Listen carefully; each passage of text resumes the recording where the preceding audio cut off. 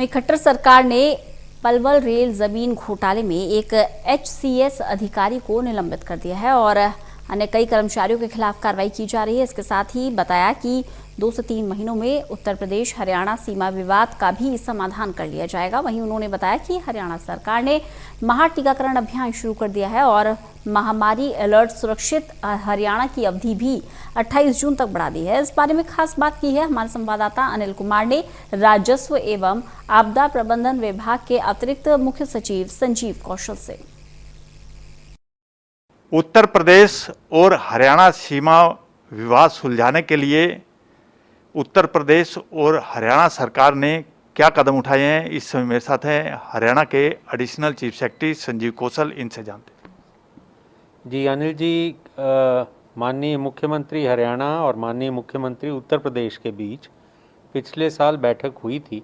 जैसा कि आप जानते हैं कि ये जो सीमा विवाद बन जाता है हरियाणा और उत्तर प्रदेश के बीच में, वो बुर्दी बरामदगी जो होती है यमुना की बारिश के बाद, उसके कारण होता है और कई बार वायलेंट क्लैशेस हो जाते हैं हमारे किसानों के बीच और उनके किसानों के बीच। उसका एक स्थायी सॉल्यूशन निकालने के लिए दोनों मुख्यमंत्री महोदयान की बैठक हुई। उसके बाद दोनों स्टेट्स के जो फाइनेंशियल कमिश्नर रेवेन्यू हैं उनकी भी बैठकें हुई और हमने ये फैसला किया कि सर्वे ऑफ इंडिया के ज़रिए हम वहाँ का ड्रोन मैपिंग करवा लेंगे, स्ट्रिप मैप बना लेंगे और उसके बाद वो एक मसावियों में, हमारी मसावी जो होती हैं, जो रेवेन्यू मैप्स होते हैं, उनमें उनको मार्क कर दिया जाएगा फाइनल बाउंड्री को, और उन बाउंड्रियों पे कुछ दूरी पे हम पिलर्स बना लेंगे। वो पिलर्स का भी डिज़ाइन हमने दोनों ने म्यूचुअली फैसला किया। पहले हमने रुड़की के IIT को कहा था, वो बहुत ज़्यादा समय लग रहा था, तो पंजाब इंजीनियरिंग कॉलेज से डिज़ाइन कर लिया हमने। अब वो करनाल में जो कार्रवाई है वो अपेक्षा है कि जुलाई में वो पूरी हो जाएगी।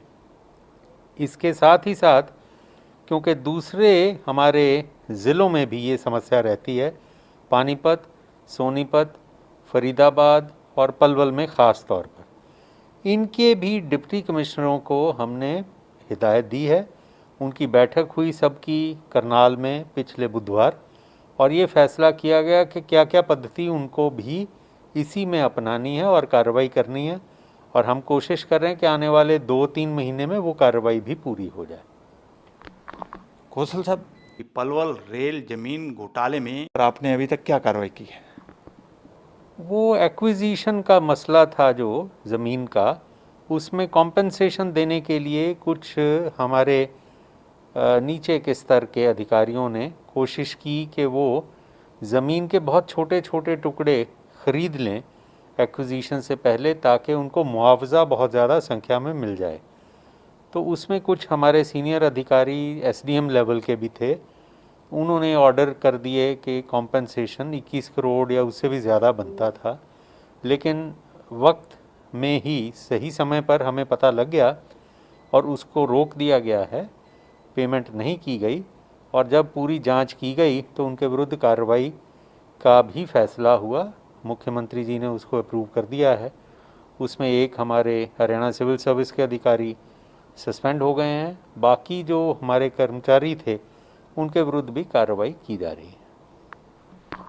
कौशल साहब, आज से टीकाकरण महाअभियान शुरू हो गया है, क्या लक्ष्य रखा है? आज अंतर्राष्ट्रीय योग दिवस भी है।